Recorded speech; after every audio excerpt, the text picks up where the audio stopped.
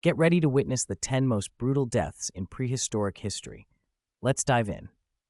Our first story takes us back 75 million years, deep into the Cretaceous period. A lone Triceratops, a massive armored herbivore, was ambushed by a pack of at least 50 velociraptors. These vicious predators hunted in coordinated packs, using speed, intelligence, and sheer numbers to overwhelm prey many times their size. The Triceratops fought desperately, but it was no match. Claws shredded its hide, teeth tore muscle and sinew. The death was slow and brutal. Fossil evidence shows bite marks and healed wounds, telling the story of a fierce battle, but ultimately a fatal one. Our second story takes place 60 million years ago, in the suffocating swamps of the Paleocene. A young Stegosaurus, hungry and exhausted, approached a muddy pond to drink. Just as it lowered its head, the surface exploded. A 40-foot Titanoboa launched from the muck. In seconds, it wrapped around the dinosaur, squeezing before it could react. The Stegosaurus thrashed, but it was useless. Each coil snapped bones, crushed organs, and shattered its dorsal plates like rotten wood. The fight lasted less than a minute. Then silence, and a massive lump sliding back into the water, dragging the body away. Our third story takes place 100 million years ago, above what is now Africa. A large pterosaur, possibly an onionguera, was gliding over a river, scanning for fish. But it wasn't the only hunter in the sky. From above, a larger pterosaur, a Thalassodromeus, dive-bombed the unsuspecting flyer.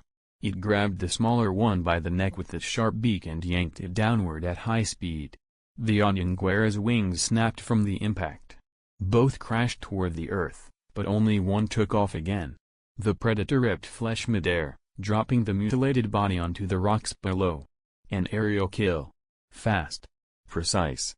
Lethal. 95 million years ago, in what is now South America, the ground shook. A herd of Argentinasauruses, the largest land animals to ever exist, was crossing an open plain. Nearby, a young Carnotaurus stalked through the brush, waiting to strike a straggler. But he made a fatal mistake.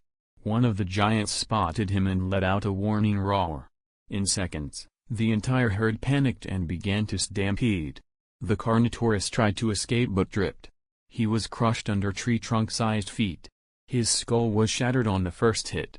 Ribs, spine, jaw, all pulverized in seconds. When the dust settled, there was nothing left. Just a red stain between the footprints. 150 million years ago, in the dry lands of the late Jurassic, a young Camarasaurus had strayed from its herd. It was wounded. Its hind leg was bleeding. It limped toward a tree-covered area, searching for cover. But something had already caught its scent. An Allosaurus, skinny, starving, desperate, had been tracking it for hours. It waited until the herbivore collapsed. Then, it struck. First, it bit into the neck, but it wasn't a killing blow. The Camarasaurus screamed and struggled to rise. The Allosaurus began eating it alive, tearing flesh from its side while it still breathed. Ribs exposed. Muscles shredded. Blood soaking the dirt. Death didn't come quickly. It wasn't a clean kill. It was desperation. And hunger. 82 million years ago, in the swamps of North America, a massive Edmontosaurus approached a riverbank to drink. It was nighttime. The surroundings were silent. Too silent. As it lowered its head, the water exploded. Not one, but 3 Deinosuchus, crocodilian giants over 10 meters long, burst out with terrifying force. The first clamped onto the tail. The second latched onto a leg. The third went straight for the neck. Within seconds, the death by dismemberment began. They pulled in opposite directions. Flesh tearing. Bones snapping. Water turning red. The Edmontosaurus screamed until its head was torn from its body. There was no escape. Only claws, teeth, and darkness. 153 million years ago, in the dry valleys of the late Jurassic, a small Dryosaurus was running for its life. It had heard something move in the bushes. It didn't hesitate, it ran. But it didn't know it was already trapped. A Torvosaurus, one of the most brutal predators of its time, was lying in wait up ahead. As the Dryosaurus passed, The Torvosaurus burst from the shadows with a deafening roar and clamped its powerful jaws down on the fleeing prey. With one brutal yank, it lifted it from the ground. Then, it tore it in half.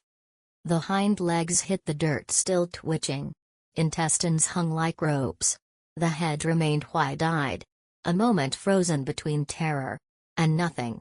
76 million years ago, a thick fog covered the plains of the late Cretaceous. A young Dromaeosaurus, small, agile, confident, crept toward a massive herd of Centrosaurus. The herd was restless. Something had disturbed them. The Dromaeosaurus believed it could snatch one by surprise. But it miscalculated. A distant thunder. A confused roar. Then, panic. Thousands of hooves thundered at once. A stampede erupted. The Dromaeosaurus tried to retreat. But it was too late. One massive hoof crushed it into the ground. Its spine snapped like a twig. Then another trampled its abdomen, spilling its organs into the mud. It wasn't hunted. It was simply forgotten in the chaos. 98 million years ago, in the vast forests of the Cretaceous, a massive Argentinosaurus, the largest dinosaur to ever exist, slowly moved in search of water. Its size was its greatest protection, but also its greatest weakness. A Giganotosaurus, a colossal and hungry predator, lurked in the underbrush. When the Argentinosaurus lowered its head to drink, the Giganotosaurus leapt with devastating force. It wasn't a quick bite, but a brutal, prolonged attack. The predator shattered the front legs, crushed ribs, and tore flesh with unmatched ferocity. The giant roared in agony, but it could not escape. Within minutes, the Giganotosaurus had turned the Argentinosaurus into a shredded carcass, a monument to nature's brutality. 152 million years ago, under the scorching sun of the late Jurassic, a young Kentrosaurus walked alone. It was limping. Its back leg was injured. Breathing heavy. In the tall grass nearby, a Ceratosaurus watched. Thin. Hungry. Limping too. Both were desperate. As the Kentrosaurus neared a dry stream bed, the Ceratosaurus struck. The clash was violent. Dust, claws, spikes. The herbivore fought back, swinging its tail and stabbing the predator's side. But it wasn't enough. With one last effort, the Ceratosaurus bit deep into its neck. The Kentrosaurus collapsed, too weak to stand. No herd. No escape. The predator let out a roar, not of victory, but of hunger. And what it had to do to survive.